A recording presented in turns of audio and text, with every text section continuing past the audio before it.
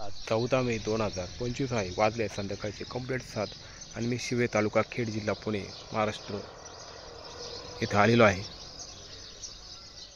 आज पावसाचं वातावरण होतं पण पाऊस मात्र पडला नाही.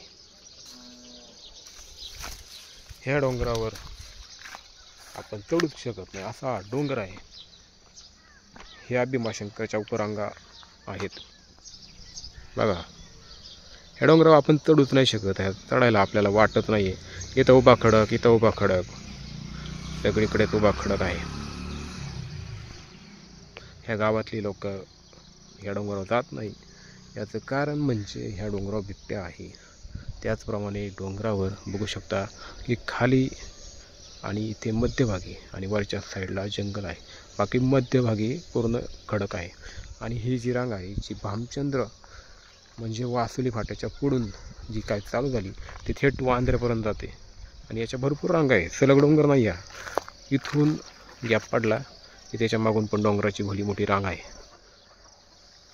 तर निसर्गरम्य शिवेगाव हे पावसाळ्यात खूप छान असतं.